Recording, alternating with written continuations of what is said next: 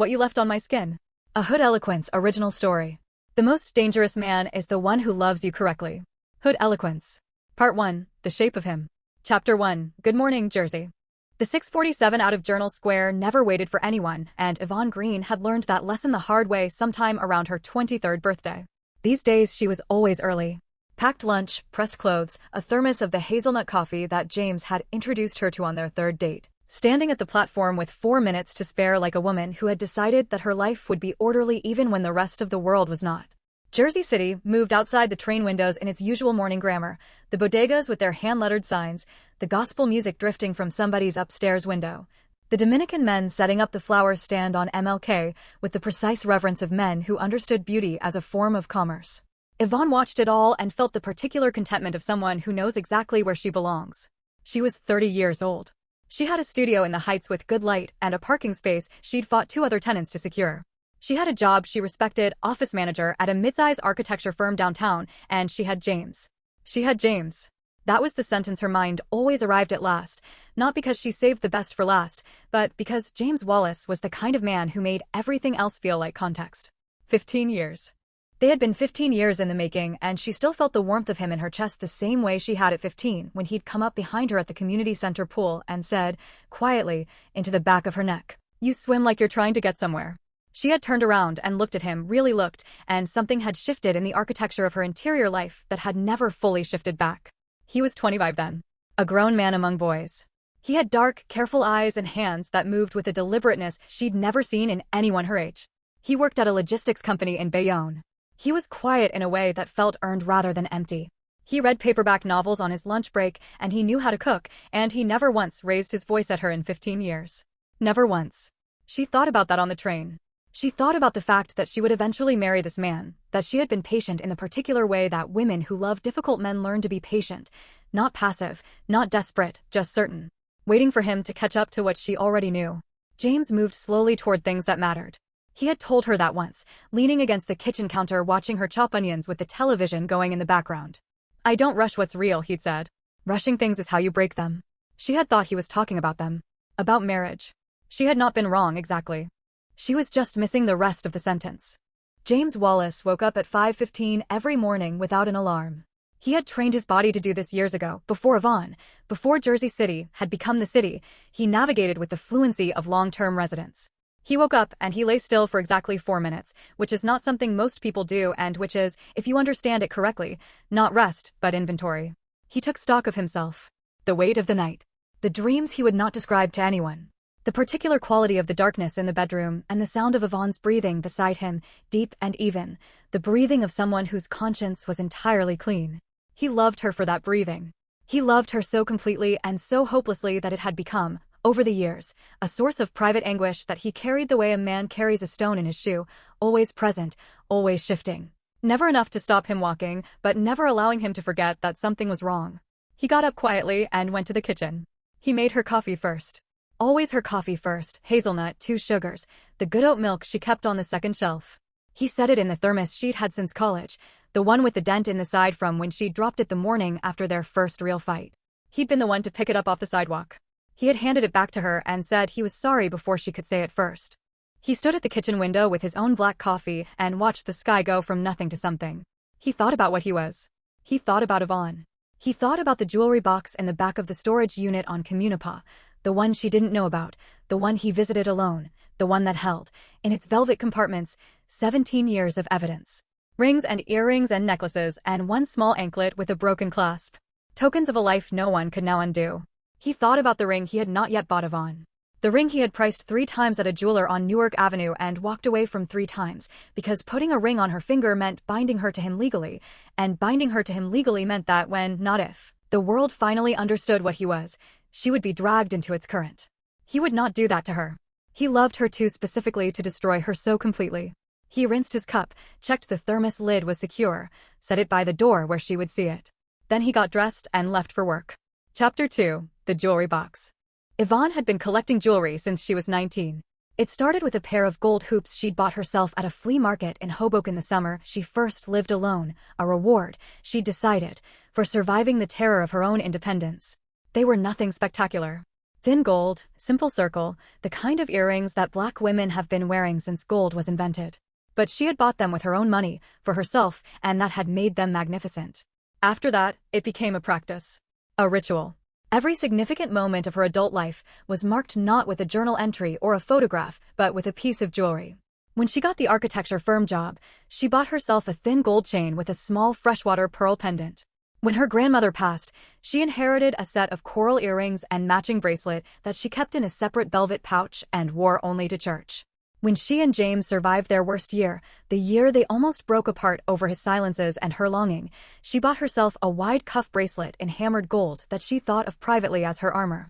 The collection lived on the top of her dresser in a lacquered jewelry box that James had given her for her 20th birthday. Mahogany with brass fittings, 3 tiers, a small mirror inside the lid. He had given it to her wrapped in tissue paper with a card that said only, "For everything you're building." She had read that card approximately 100 times in 5 years. She did not know, could not have known, that James had understood the metaphor he was constructing. That the box would become, in the geography of their shared life, a site of his most careful manipulation. That he watched her collection the way other men watch portfolios, tracking what was there, noting what was worn and when, learning the sentimental gravity of each piece. Because James had a system. He never took from Evon directly.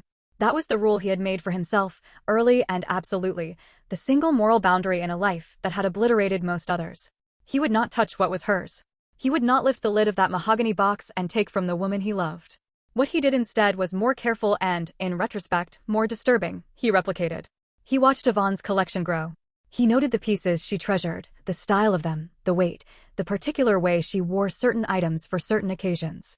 And when he made his other life, when he moved through the city in his secondary existence, he brought back to his storage unit the same categories of jewelry he had learned to love through her. A ring that looked like the one she'd described wanting from a vintage shop in Brooklyn. Earrings with the same geometric pattern as her favorites. A pearl necklace because she'd once said pearls were the only thing that ever made her feel like royalty. He had turned her taste into a template. He had turned her love into a classification system. And none of this, not a single filament of it, was visible on his face when he came home, when he held her, when he said her name in the particular low register he reserved for her alone. "You're doing it again," Evon said one Tuesday evening without looking up from the papers she was grading. She moonlighted as an adjunct instructor at Hudson County Community College, Intro to Business Communications, and the papers were always disappointing in the same instructive ways. "Doing what?" James said from the couch. "Watching me. I live here." James. She could feel him smile even with her back turned. That was the particular intimacy of 15 years, not the ability to read each other's minds, but the ability to read each other's silences. "I'm not doing anything," he said. "I'm watching the game." "The game's not on." A pause. "You're right. I'm watching you." She looked up then, turned in her chair. He was stretched on the couch in the easy way of a man who had learned to make himself at home in her space, not just physically but atmospherically, the way his presence organized the room around him. He was still in his work clothes except for the shoes. Reading glasses on. A novel face down on his chest. He was looking at her with an expression she had been trying to name for 15 years and never quite could. It was not infatuation. Infatuation was something younger people did, and James had never been young in the ways that mattered. It was not possession. It was something closer to what she imagined grief looked like before the loss, the preemptive sorrow of knowing that something beautiful could not last forever. "What?" she said, because sometimes that expression made her nervous in ways she couldn't account for. "Nothing," he said. "You just look good under that lamp." She turned back to her papers. She told herself, this is what love feels like when it's real. This is how it looks. You're lucky. You are so lucky. She graded 12 papers with a half smile she wasn't entirely aware of. Chapter 3. How he did it. James Wallace had not been born a monster. He had arrived at himself the way most people arrive at their most essential selves, gradually, through a series of decisions that each seemed survivable in isolation and were only legible as catastrophe when viewed from a sufficient distance. He had been, in his 20s, a man with urges he did not understand and could not name and was far too proud to seek help for. He had grown up in a household where the philosophy around men's interior lives was essentially, there are no men's interior lives. You worked. You provided. You endured. Whatever happened inside your chest was your private business, and you kept it that way. So he had kept it that way. He had kept it that way until keeping it that way became the problem. The first time, James Wallace was 23 years old. It was summer. He was not with Evon yet. Evon was still a girl at the community center pool, still young enough that the version of her he would come to love had not yet fully assembled itself. The first time happened in a way that he told himself afterward was an accident, which was not entirely true but was not entirely a lie either, because there had been a moment at the beginning when he had not yet chosen, and he could still have walked away. He had not walked away. He thought about that for years afterward. The not walking away. He returned to it the way you return to the scene of an accident, not morbidly but practically, trying to understand the sequence, trying to locate the exact moment when the road forked and he had taken the wrong branch without fully registering the choice. He never found the moment. That was what disturbed him most. What he developed over time was a method. Not because he was calculating in the way that people imagine monsters to be calculating, with spreadsheets and schemes and elaborate forward planning. It was more organic than that and more awful for its organicism. His method grew from his knowledge of Evon, from what he loved about her, from the way she moved through the world. Evon was a woman who responded to stillness. She had told him this about herself early in their relationship, that she had grown up around loud, unpredictable men, and that the thing she found most attractive in James was his quiet, his steadiness, the way he never demanded space, but always somehow had it. So James had learned to offer stillness as a lure. He was the man at the end of the bar who did not approach. He was the voice in the parking garage that said, "Need help with that," without urgency or insistence. He was the neighbor who helped carry groceries and never asked for anything afterward. He presented himself as exactly the kind of man that women who had learned to be cautious had decided they could trust, and he was that man, genuinely, in every compartment of his life except the one that he kept locked. He met them in ordinary places. A woman named Brenda at a bus stop on Bergen Avenue during a rainstorm. He had an umbrella. She did not. The gesture was real. His concern was real. That was the terrible thing about James Wallace. His kindness was never entirely false. He was capable of genuine warmth, genuine care. It was just that his genuine warmth and genuine care coexisted with something else, something that waited with the patience of a deep water current. Letitia had worked the counter at a sandwich shop he used to frequent before he started eating Evon's cooking exclusively. They had talked about books. She read too. Literary fiction. She'd been halfway through a novel he'd already finished, and they'd argued pleasantly about the ending for 3 weeks before he offered to walk her to her car. Linda. Felicia. Dawn. He could trace the geometry of each one back to some quality. He'd first learned to see in Evon a laugh that reminded him of hers, a way of tilting the head while thinking, a preference for good coffee. He was not hunting what he hated. He was hunting what he loved, which was worse. LaShawn, whom he'd met at a block party in the Greenville section where his cousin lived. Ines, who worked at the pharmacy where he picked up Evon's prescriptions. Alicia, Teresa, Monica, each one a variation on a theme he'd been composing his whole adult life, without understanding that Evon was the original melody. He used the same method every time: patience, proximity, the offering of something that felt genuinely safe. He did not rush. He did not demand. He waited for trust to develop naturally, and then he allowed what lived inside him to do what it did. He took something from each of them when it was over. Something small. Something she would have worn without thinking, the kind of jewelry women wear every day, the kind that becomes so habitual that its absence at first seems like carelessness and only later, much later, like evidence. He brought these things back to the storage unit on Communipaw. He put them in the velvet-lined box. He thought about Evon on the drive home. He thought about her specific way of sleeping, one arm thrown up over her head. He thought about the thermos with the dent in it. He thought about how she would never understand what he was, and how that incomprehension was the last mercy he could offer her. He drove home. He parked. He went upstairs. He made dinner. Chapter 4. The Names He Knew. Sharon worked evenings at a nail salon in Journal Square. She was 27 and saving money to take her cosmetology exam, and she told James this the night they met outside a late-night diner when her car wouldn't start, and he happened to be walking past. He was carrying a takeout bag. Evon was working late. He'd offered to pick up dinner. He stopped. He helped. They talked while they waited for the jump she'd called on an app that took 40 minutes to arrive. She had long locks and a laugh that she deployed like punctuation, and she told him about her daughter, 8 years old, obsessed with competitive swimming, already threatening to go to the Olympics, the way women tell things to men they will never see again. Freely. Without calculation. Sharon wore a strand of freshwater pearls that her mother had given her. Nikki was younger, 22, enrolled at NJCU in the graphic design program. She had a tattoo of a compass on her left forearm. She and James had argued good-naturedly about directions for 10 minutes in the parking lot of a Home Depot in Kearney. He'd been picking up something for a project around Evon's apartment. Nikki was buying planks for a furniture building project for her class. They'd walked out at the same time and the argument had started because they disagreed about which direction was east. He had been wrong. He knew he was wrong and argued anyway because Evon did the same thing, argued positions she'd already surrendered internally, just to see how he'd handle it. Lisa. Veronica. Karen.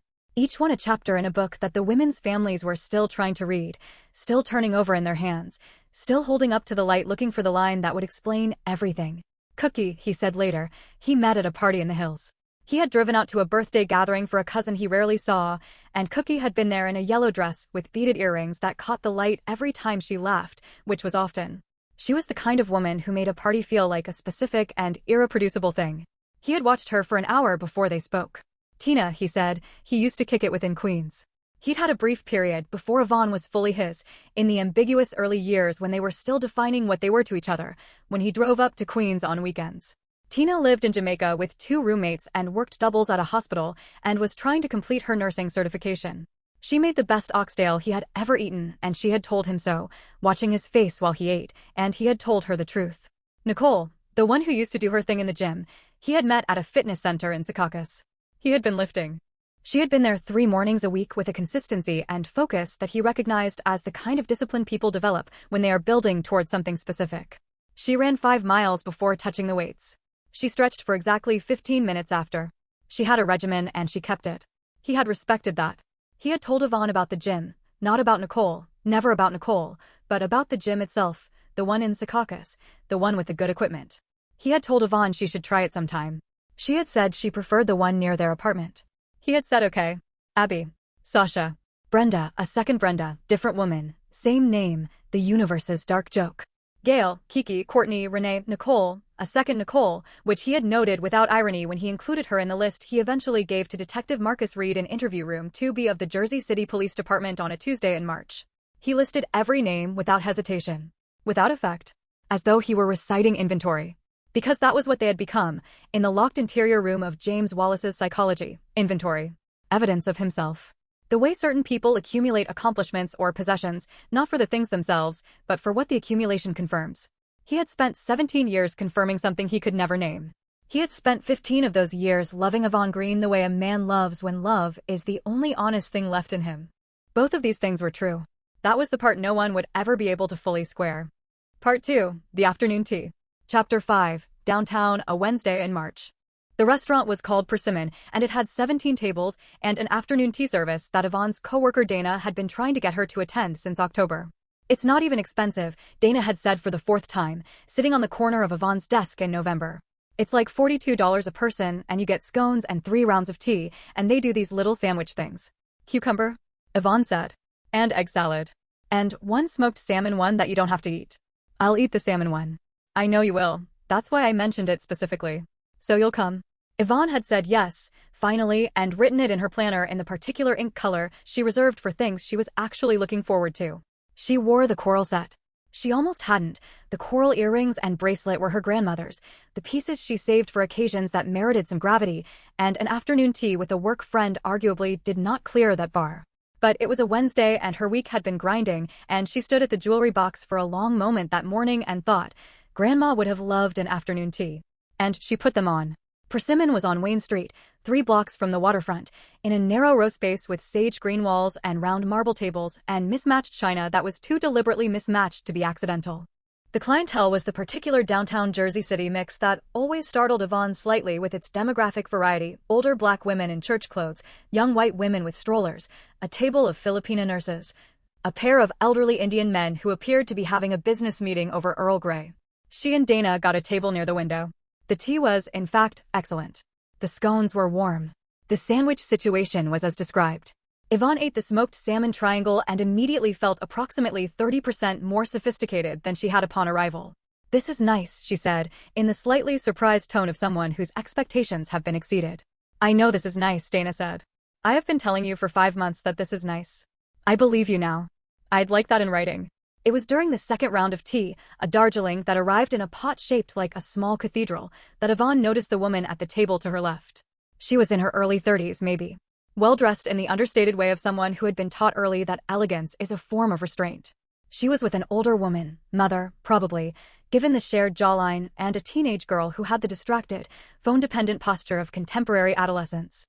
The woman was looking at Evon's wrist. Not impolitely. Not with aggression. With a quality that Evon could only describe as recognition, the way you look at something you were once certain you would see again someday, and have finally seen. Evon glanced at her own wrist. The coral bracelet.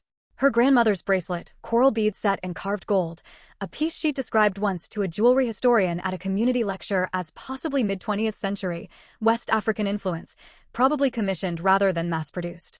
The woman was still looking. Their eyes met. The woman said, very quietly, "I'm sorry, where did you get that bracelet?" The teenage girl looked up from her phone for the first time. Evon said, "It was my grandmother's. She passed it down to me." The woman said nothing for a moment. Then she said, "Your grandmother?" "Yes," Evon said. Something had shifted in the air of the room, not dramatically, not with any cinematic sign. Just a small settling, like a picture that adjusts slightly on its nail. The teenage girl was now looking at the bracelet with an expression that Evon would describe later to her therapist as like she was seeing a ghost. "My mother had a bracelet exactly like that," the woman said. She stopped. "She passed away. A few years ago. And we never found, she was wearing it when she disappeared and she stopped again." The older woman at the table put a hand on her daughter's arm. "I'm sure there are many bracelets that look similar," Dana said carefully, in the voice of a person trying to manage a situation before it develops. But the teenage girl was looking at Evon with a directness that was unusual for her age, and she said, "My grandmother promised me that bracelet. She said it was going to be mine." Evon sat very still. "I understand this must be a painful resemblance," she said. "But this bracelet was my grandmother's. She gave it to me directly." The woman nodded. Her face was doing a complicated thing, suppressing something large and sharp behind the small smooth surface of courtesy. "Of course," she said. "I'm sorry. I didn't mean to suggest." She picked up her teacup. Her hand was not entirely steady. "It just looks so much like hers." "What was your mother's name?" the older woman at the table asked Evon. "Ruth Green," Evon said. "She was from this area her whole life. Never traveled much." Something passed between the woman and her mother at the table. "I'm Desiree," the woman said. "My mother's name was Sharon." She extended her hand across the small distance between their tables. Evon shook it. She would not understand why this handshake mattered until 3 weeks later, when Desiree filed a report with the Jersey City PD describing a coral bracelet she believed belonged to her late mother, along with the physical description of the woman she had seen wearing it at a tea house on Wayne Street. Chapter 6. The Spiral. It started with the bracelet. Desiree Williams had been looking for her mother for 3 years before Sharon's body was found in the Hackensack River in 2021. She had filed the missing persons report. She had attended the briefings. She had sat across from detectives who looked at her with the particular quality of attention that she came to understand meant, "We are going through the procedural motions of taking you seriously." When the body was identified and the death ruled a homicide, Desiree had been given a list of Sharon's possessions recovered at the scene. The coral bracelet was not on the list. Neither was the pearl necklace Sharon was known to wear daily. Her rings were gone. 3 pairs of her earrings that family members could identify from photographs were unaccounted for. Desiree had made note of this, and had been making note of it, quietly, for 2 years. After the tea at Persimmon, she went home and sat at her kitchen table for a long time. Then she found a photograph of her mother wearing the bracelet at a family barbecue in 2018, holding a cup of something, laughing at whatever someone had said off camera. Alive and warm and wearing the exact bracelet she had just seen on a stranger's wrist in a tea house downtown. She filed the report at 10:15 on a Thursday morning. The detective who took her report was a 29-year-old named Camille Okafor, who had been on the force for 6 years and had worked the cold cases unit for the last 2. Okafor listened. Okafor asked precise questions. Okafor looked at the photograph of Sharon's bracelet and cross-referenced it against property evidence logs and then against a pattern she'd been quietly assembling for 14 months based on 6 unsolved homicides in Hudson County with a shared MO. Women who met men in ordinary circumstances, women whose jewelry disappeared along with their lives. "I need you to describe the woman at the restaurant again," Okafor said. Desiree described Evon Green. Okafor went home that night and did not sleep. The jewelry piece that cracked the case open was not, ultimately, the coral bracelet. It was a ring. A ring that had belonged to Gail Patterson, whose family had filed a missing persons report in 2019. Gail had been a home health aide in Maplewood, and she had worn a specific ring, antique, rose gold, marquise cut garnet, purchased at an estate sale and beloved to the point that she had once told her sister she wanted to be buried with it. Her sister had noted its absence from the effects returned to the family after the body was found. Detective Okafor found the ring not on Evon but on a social media photograph Evon had posted 14 months earlier, a flat-lay photograph of the contents of her jewelry box, captioned, "My Little Collection Yellow Heart," with the kind of domestic pride that people perform on social media when they want to show a version of their life that is warm and curated and safe. The ring was in the second row. Third from the left. Okafor pulled the photograph. She enlarged the ring. She sent it to Gail's sister, who called back crying so hard the words didn't come for a full minute. That was the second piece.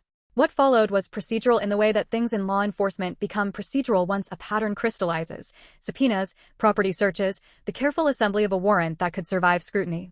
Detective Okafor worked with 2 additional detectives and a forensic specialist for 3 weeks before she had enough. She had significantly more than enough. The storage unit on Communipaw was opened on a Tuesday in March. Inside the velvet-lined box were 23 pieces of jewelry, each one subsequently identified by family members as belonging to women who had died. James Wallace's name was on the rental agreement. James Wallace's prints were on the box. James Wallace was at work in Bayonne when Detective Okafor and 6 other officers arrived at the apartment in the Heights that he shared with Evon Green. Part 3. The morning it ended. Chapter 7. Helicopters. Evon was making eggs. That was the thing she would keep returning to in the months that followed, not the helicopters, not the shouting, not the particular way the morning light looked on the linoleum floor of her kitchen in the seconds before she understood what was happening. She would keep returning to the eggs. She had been making scrambled eggs with the good cheese, the sharp cheddar James liked, which she had started keeping around 3 years ago and now bought automatically. The way you absorb another person's preferences so gradually that you stop registering them as preferences and experience them simply as fact. Sharp cheddar. James liked sharp cheddar. The sound came first. A sustained rotor churn overhead, the kind of sound that in Jersey City generally means traffic reporting or police activity at a distance. She registered it the way you register ambient sound when you're focused on something else, without real attention. Then the door. The knock was not a knock so much as an announcement of force, not aggressive, not violent, but large. Official. The kind of knock that has the weight of institutions behind it. She turned the burner off. She went to the door with the spatula still in her hand. She opened it. The hallway was full of people in jackets that said police and detective in yellow letters, and there were more behind them and one uniformed officer who was approximately 22 years old and looked genuinely sorry about what he was about to be part of. Beyond the open door at the end of the hall she could see the parking lot, and in the parking lot were 4 vehicles and 2 of them had their lights going, and she could hear from above the continuing percussion of rotor blades. "Evon Green," said the woman at the front of the group. She was black, mid-30s, in a dark blazer and an expression that was professionally neutral in a way that took deliberate effort. "Yes," Evon said. "I'm Detective Camille Okafor. I have a warrant to search these premises and I need you to step outside with me." The spatula was still in Evon's hand. "Step outside," Evon repeated. "Yes, ma'am. Can you tell me what?" "I'll explain everything outside." She was walked down the stairs with a female officer at each side, not touching her, not restraining her, but present in the way that made the word option feel theoretical. The morning air hit her face. The helicopter was directly overhead. She squinted up at it with the spatula still in her hand. She thought, James. She did not know what she meant by that. She did not know what she was reaching for when the name arrived in her mind with that particular urgency. Detective Okafor stood with her by the unmarked vehicle and said, with precision and without cruelty, what they believed James Wallace to be. Evon heard the words. She heard them in the way you hear words in a dream, present, grammatically coherent, producing no meaning. "That's not right," she said. Her voice came out very calm, which surprised her. "You have the wrong person. Ma'am. James works in logistics. He reads paperback novels." She stopped. She was aware of how this sounded and yet could not redirect herself. "You have the wrong person." Detective Okafor looked at her steadily. "We have a warrant," she said again gently. "And we'd like to ask you some questions." Evon looked down at the spatula. The cheese was still on it. Sharp cheddar. She sat down on the front steps of her building in the helicopter noise morning and felt the world reorganize itself around her into a shape she did not recognize and could not name. Chapter 8. What they wanted from her. They kept her at the station for 5 hours. The questioning was conducted in 2 shifts by 2 different detectives in a room that had been designed, Evon thought, sitting inside it, to make a person acutely aware of the distance between themselves and the ordinary world. The table was bolted to the floor. The chair was not comfortable in a way that seemed intentional. What they wanted from her, specifically, was knowledge. Evidence of knowledge. Any fragment of awareness that would allow them to connect her to what James had done, through complicity, through willful blindness, through the kind of enabling that is not quite participation, but is close enough to it to be prosecutable. What they got was a woman who answered every question directly, who did not ask for a lawyer for the first 2 hours, because it did not occur to her that she needed one, who sat in that bolted chair and described 15 years of her life with the methodical precision of someone trying to demonstrate that the life was real. Did he ever leave for extended periods without explanation? He traveled for work sometimes. Bayonne to the port, occasionally to the warehouse in Elizabeth. Did he have a separate phone? Not that I knew of. Did you ever notice him bringing home items that you couldn't account for? No. The jewelry in the storage unit. Some of those pieces were consistent with items you posted online in photographs of your collection. Evon went still. What do you mean consistent? Similar style. Similar type. You and James lived together for 9 years, she said. We moved in together 9 years ago. In that time, did he ever give you jewelry? She thought about the mahogany box. She thought about the pearl necklace she'd found on the kitchen counter one anniversary with a card that said only, because you told me once that pearls were royalty. Yes, she said. The detective wrote something down. Can you describe the pieces he gave you? He gave me, she stopped. The eggs on the stove. The helicopter. The spatula in her hand. He gave me a pearl necklace. A pair of earrings one Christmas. A gold ring for my 28th birthday. Do you still have those pieces? At home. In the mahogany box. In my jewelry box. The detective looked at her colleague. Something passed between them. Miss Green, the detective said carefully. We're going to need to take a look at those. Evon understood then, for the first time fully, that the walls she had thought were protecting her were actually the walls of something else. She asked for a lawyer. The lawyer arrived at 3 in the afternoon, a public defender named Nathaniel Cole, who was competent and overworked and who listened to Evon's account with the focused patience of someone who had learned to build an understanding of people very quickly. They can't charge you with anything, he told her. Right now they have a theory and they're fishing. Do not speculate. Do not fill silence.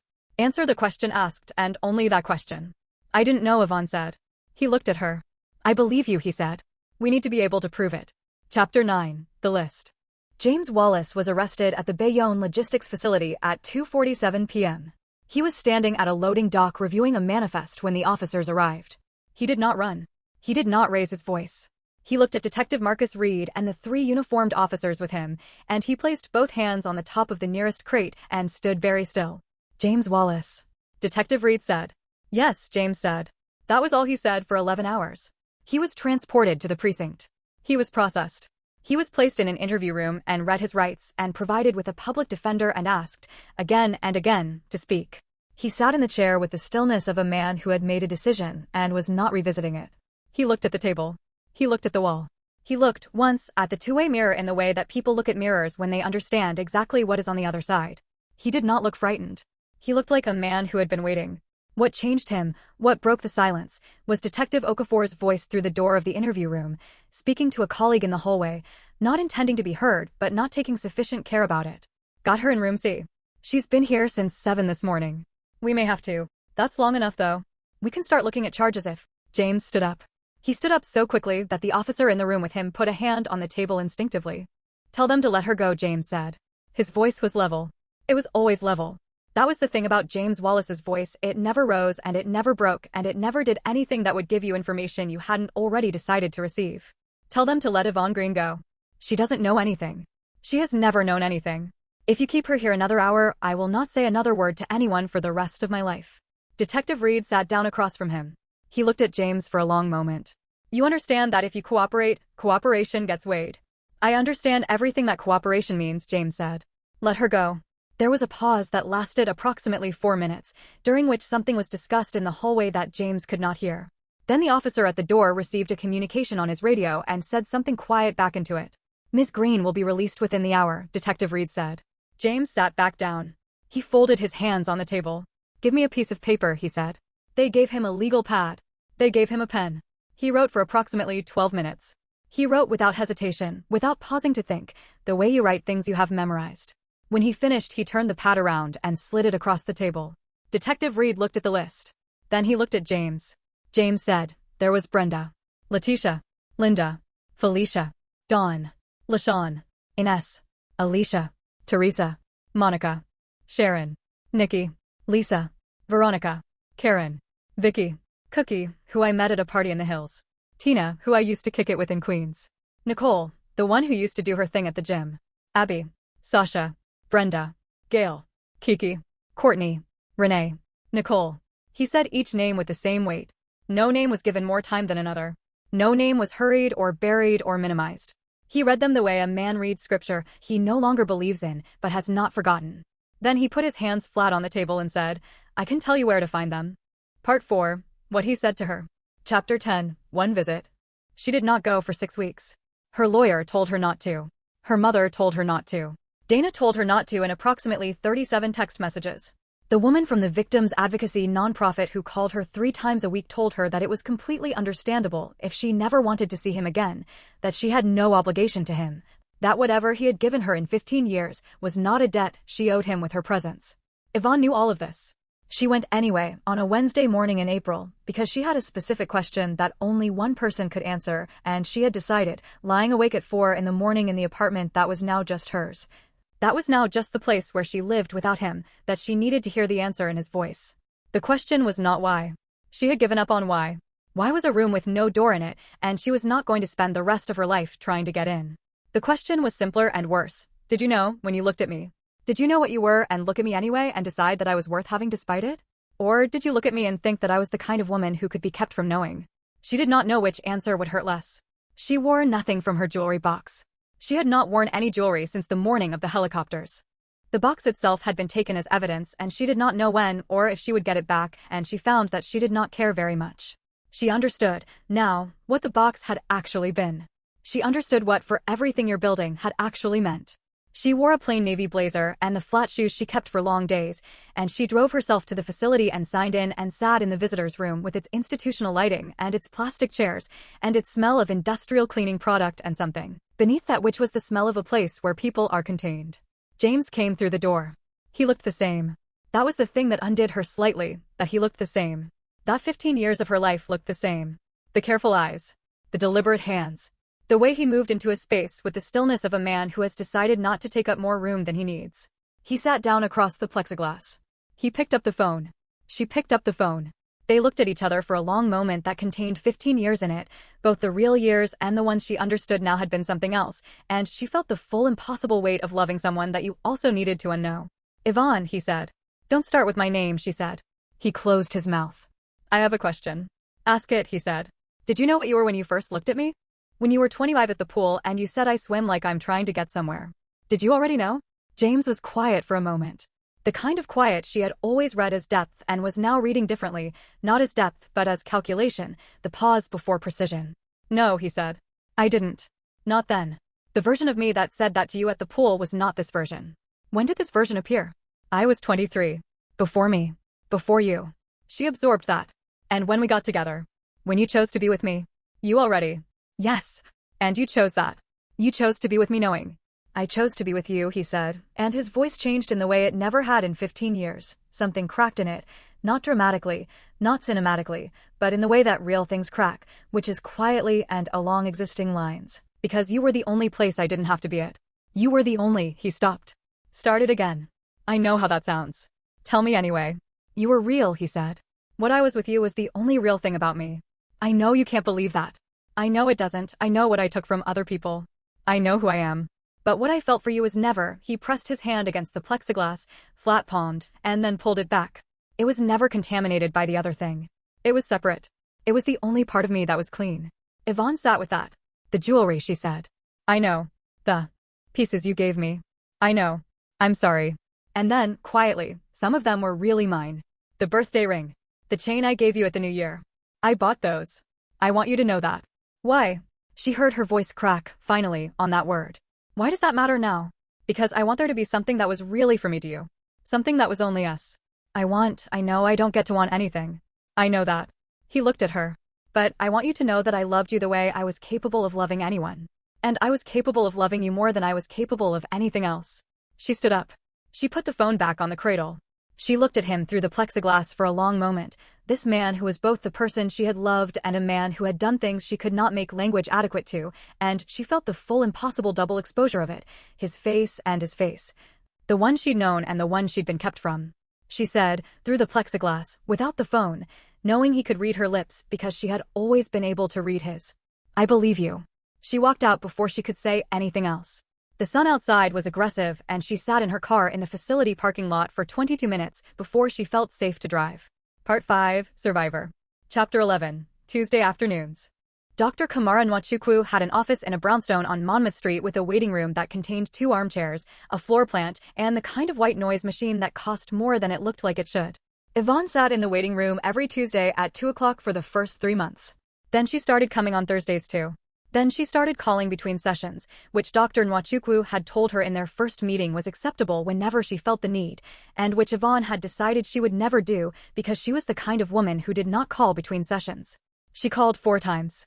"Tell me what's hardest today," Dr. Nwachukwu said, on a Tuesday in May, sitting across from Evon with her legal pad and her reading glasses pushed up on her forehead in the way that Evon had decided, over the course of 8 sessions, was a cue that the session was getting somewhere. "The guilt," Evon said. "Tell me about the guilt." "I was there. I was present. I was in the same apartment, sleeping in the same bed, eating at the same table. 26 women are dead, and she stopped. I was making his coffee every morning. I was arguing with him about what movie to watch. I was telling my coworkers that I thought he was going to propose. And you feel responsible for what? For not knowing." Dr. Nwachukwu wrote something. "That's different from being responsible for what he did." "I know that. But I keep thinking about Sharon's daughter," Evon said. "The one at the tea house. She was 16 and she looked at me and she pressed her fingertips to her mouth briefly. Her grandmother had promised her that bracelet. And I was wearing it and I had no idea." "You had no idea because you were deceived." "I know. By someone who went to considerable lengths to deceive you." "I know that, she exhaled. "Knowing something and feeling something are apparently different things." "Yes," Dr. Nwachukwu said. "That's actually an important distinction that most people take years to make. You're making it 8 weeks in." Evon looked at her. "I'm not complimenting your progress to distract you from your feelings," Dr. Nwachukwu said, with the slight dryness that Evon had come to recognize as her version of warmth. "I'm observing that you already know the difference between what you feel and what is true. That's the work. Sitting with that gap until it starts to close. How long does that take?" "As long as it takes. There's no standardized timeline for what you're carrying." Evon was quiet for a moment. Outside the window, someone's car alarm went off and stopped. "I keep seeing his face," she said. "Not the face he had in the not whatever face he had when he was doing what he did. The face he had when he was looking at me under the lamp. I keep seeing that, and I can't." She pressed her hands flat on her thighs. "I can't make that face mean what I need it to mean. It either meant what he said it meant or it meant something else, and I cannot tell the difference, and I'm not sure I ever will be able to." Dr. Nwachukwu did not fill the silence. "Is it possible," she said eventually, "that both can be true simultaneously? That a face can mean genuine love and something monstrous can live in the same body that produced it?" Evon looked at the plant in the corner. It was a fiddle-leaf fig, improbably healthy, the kind of plant that implied a person who made an effort. "I think that's what terrifies me," she said. "That it can." She cleaned out the apartment in June. She did not move. She had considered moving. Dana had a cousin with a 2-bedroom in Hoboken. Her mother had suggested she come back to the family house in East Orange for a while. Nathaniel Cole, the lawyer, had mentioned that some of his clients in situations like this found relocation helpful for the early period of adjustment. But Evon had thought about it with the clear-eyed pragmatism that Dr. Nwachukwu was helping her recover, and she had decided, this is her apartment. She chose it. She has a parking space she fought for. The light in the morning is specific and excellent. The bodega on the corner has her order memorized, and that matters. Actually, that kind of recognition matters in ways that get undervalued. She stayed. She got rid of the couch and bought a different one. She moved the furniture in the bedroom so that the bed was on the opposite wall, which changed the geometry of waking up in a way that was small and significant. She bought a new thermos. Not hazelnut, not yet, but maybe someday, she told herself. Maybe someday she would drink hazelnut coffee again without it tasting like something she'd lost. She did not replace the jewelry box. She bought herself, in July, a single piece of jewelry, a small gold ring, a plain band, which she put on the middle finger of her right hand. She bought it with her own money, for herself, the way she had bought the first pair of hoops at 22. She stood in front of the mirror and looked at herself wearing it. She thought, I am still here. She thought, I am still mine. She thought about Sharon and Letitia and Gail and Brenda and all of the others, the ones whose names she had memorized, whose faces she had looked up in the newspaper coverage, whose families she had written letters to and received no letters back from, which she understood and did not fault. She held them in the place she was learning to hold complicated things, not as guilt, not as debt, but as witness. She had survived him.